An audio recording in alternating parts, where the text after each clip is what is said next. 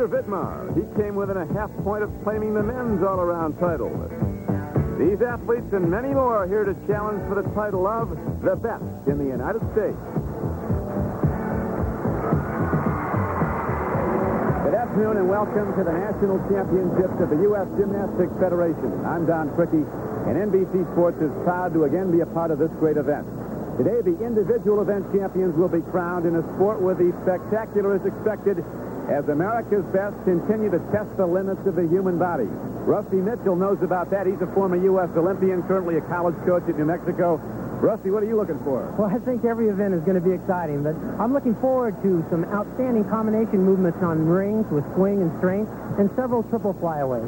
On high bar, I think we're going to see Peter Vidmar do several releasing movements, and Mitch Gaylord is going to introduce a new trick, the Gaylord 2.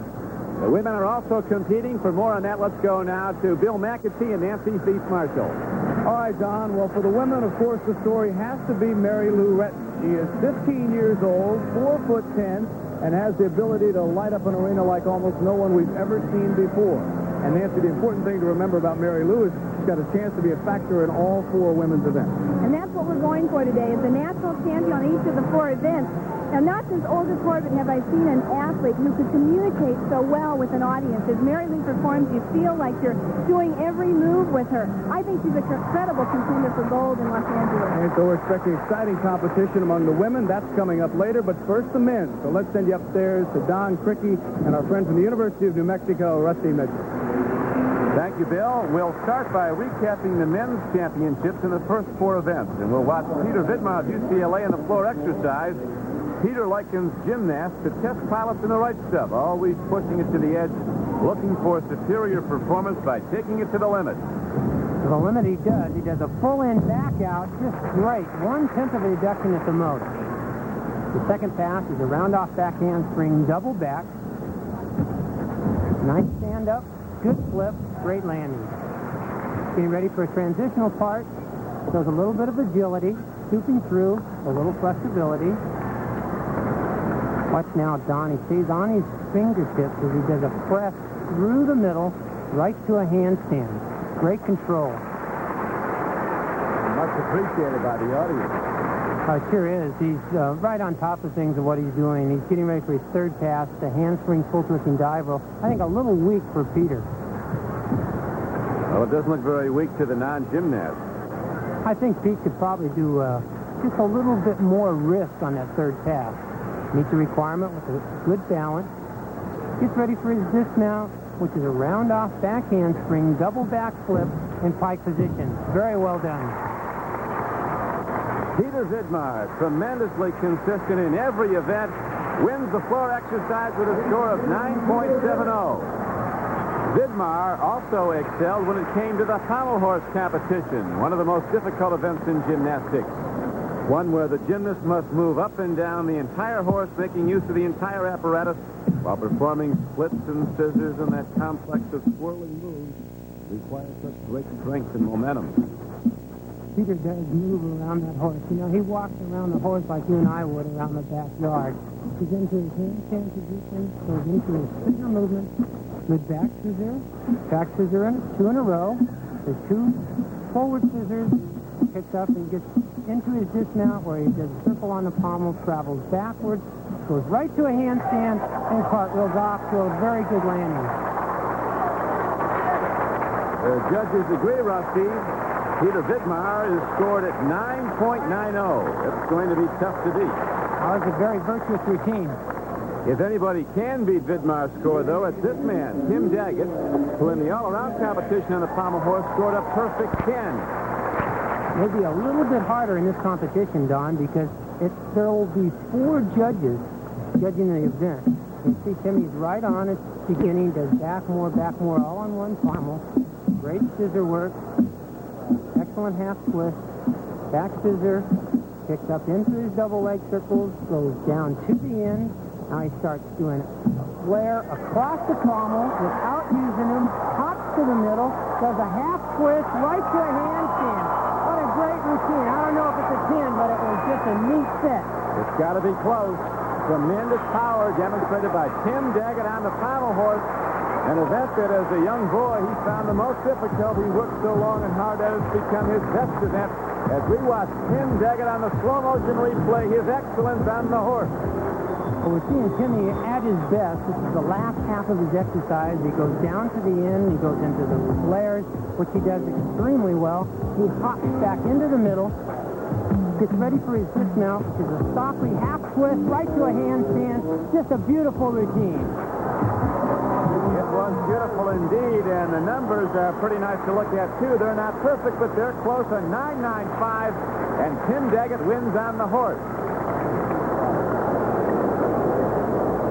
What was it Tom Basie used to say? You ain't got a thing if you ain't got that swing, and nobody swings quite like the men's all-around champion, Mitch Gaylord of UCLA, ready to go to work now on the ring. Mitch starts with a very nice chip. Press right to an inverted. Swings out of the inverted to a unique back chip to an L. Pressing up to the handstand, straight arm, almost straight body. There's a swinging requirement to a handstand, back up rise to a hand. Getting ready for his dismount. He does a half and half out in a pike position and nails it. Great stretch on it. Outstanding it was, and so was the judge's number on 9.90 to give Mitch Gaylord the championship on the ring. The best vaulter in the United States, maybe as good as there is in the world, is 19-year-old Chris Regal of the University of Nebraska. In the vault, speed on the approach is vital as they turn horizontal speed into vertical lift, and Chris Regal hits the vault and sticks a near-perfect one. A score of 9.80 gives Chris Regal the lead in the vault competition. 5 years ago, he wasn't quite this effective. There's Chris Regal at the National Sports Festival in 1979 on NBC, getting set for a vault that didn't go quite as well as the last you saw. The double front, and he over-rotates it. He just has something about him, though. Doesn't he look great on the floor? Got little charisma. Now, 5 years later, here is Chris Regal, one of the world's very best, ready for his second vault. That will be a half and half out or a full twisting Tsukahara. And he nails it right to the ground. It was beautiful. And for his key vault, Chris Regal averages 9.70 to win the event. The first four individual event winners reads like a who's who in American gymnastics. Peter Vidmar, Tim Daggett, Mitch Gaylord, and Chris Regal.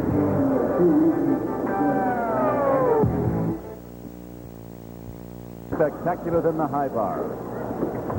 Nobody's better on it than Mitch Gaylord. In the all-around competition, Mitch Gaylord brought the house down with a perfect 10 performance on the high bar, featuring a move called the Gaylord 2. It's coming up now, and it's phenomenal as Gaylord makes it work and gets a perfect score. Mitch Gaylord's coming up in the high bar, but first his teammate Peter Vidmar will perform on this high bar routine. Vidmar may have summed the event up best. He said, you know how it is on amusement park rides where you go at tremendous speeds and loop-the-loop? People want to do it over and over. Well, he said, we do it every day, but not sitting in a ride. We do it with our bodies. This is something. It really is. Pete has 3 major releases in his routine, and there's the first 2. He just stays right on top of every trick he does. He does great control. Here comes his third release, a front flip, regrab. Yep. There's his giant swing, pirouette. He's getting ready for his dismount. There's a stalder. I haven't seen any errors in the routine at all, Don. He's just right on. 6 to dismount. He's very close to a 10. That's going to be a tough one to beat. Peter Vidmar with excellence on the high bar. Congratulated by his UCLA coach Sakamoto. We'll watch him again on the slow motion replay. Well, here's his Baronin hex vault right into his Ginger, which is a flyaway half twist. 2 exciting release moves. He gets ready for his third one by stooping in. This is something that hurts the shoulders or dislocates. Right to an inverted giant. And then flips again to a front straddle regrab. Peter Vidmar awaits the news from the judges now, and it's good news indeed, a near-perfect 9.95. In this sport of great daring, there's great danger. Our next competitor, Mitch Gaylord, is very aware of that. I think more and more courage is playing a more important role in gymnastics because of the amount of difficulty that we're using. In order to score high these days, you have to have difficulty. Whereas about 4 or 5 years ago, you basically had to go in and hit a clean set that was technically nice and you score high. But there's a lot of risk coming into the sport now, and if you don't have the courage, it's hard to throw those types of skills. Mitch Gaylord has taken the high bar routine to a new dimension with moves like the Gaylord 2. He's going to attempt it now. It is one of the most spectacular things ever attempted on the high bar. What is amazing, Don, he does a flyaway with a half twist over the top and whoa! Missed over, rotated a little bit too much. His beat was off. Mitch has 30 seconds to get back up, and while he does, let's watch a replay and see what went wrong. I would like to see that again. He didn't look like he missed it by much. He beat, flyaway half, over the top, and just was a little bit too far away from the bar. Now Mitch is back on the bar, using his allotted 30 seconds to get back up. What will that cost him in scoring a fall? Well, 5/10 automatically. I think the interesting thing here is whether he's going to do a pike half in, half out, or a triple flyaway, and we'll see if he's the champion that he really is. Yep, triple flyaway. Fantastic. Mitch Gaylord talked about courage a moment ago and certainly displays his own, getting right back on the high bar and executing a triple aerial somersault dismounted. Dangerous moves are state-of-the-art in world competition now in gymnastics. If you don't do them, there's somebody that will to move up and take your place. Here is one of the most daring moves as we watch again the Gaylord 2. Into the air, looking for the regrasp that isn't there. Many times he's performed this with perfection, including a perfect 10 in the all-around competition using the same move. So Mitch Gaylord and Peter Vidmar await the judge's ruling. The number comes down. It's a 9.30.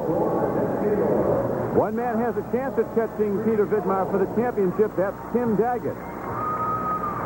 Daggett continues to set the record straight. He wants to make it to L.A. He's a great gymnast. He continues to do everything he has to do to score the 10. Well, he's an athlete who can move up fast. We'll recall earlier on the all-around competition show here on NBC Sports World, Daggett was 10th after compulsories, but with great freestyle performances, he moved up to 4th in the overall. It's been exciting the entire meet. He's just done another exciting trick right here. It's a flyaway half twist, straddle cut, immediate flyaway half twist. Right on. With a Stalder hop. Shoots into the dislocate is a requirement. He's getting ready for his dismount. If he sticks it, he can score a 10. There hasn't been any errors in his routine.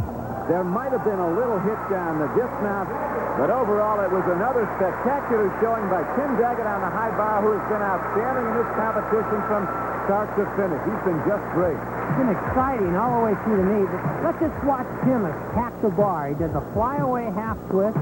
He stoops in, almost goes to a handstand, and does another flyaway half twist, which is called a ginger.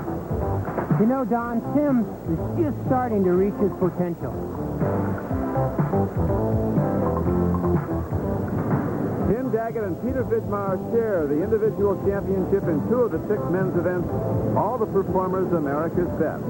That concludes the men's competition, and as advertised, it was spectacular. Rusty, even a great athlete like Mitch Gaylord, though, can have a bad moment like he did in Gaylord 2. Well, it's disappointing, but Tim Daggett and Peter Vidmar were truly magnificent in their 9.95 performances. We're going to watch some wonderful women compete. Their competition coming up as the U.S. Gymnastics Championships continue from Evanston, Illinois. Now let's go to Len Berman in our studio in New York. Thank you, Don.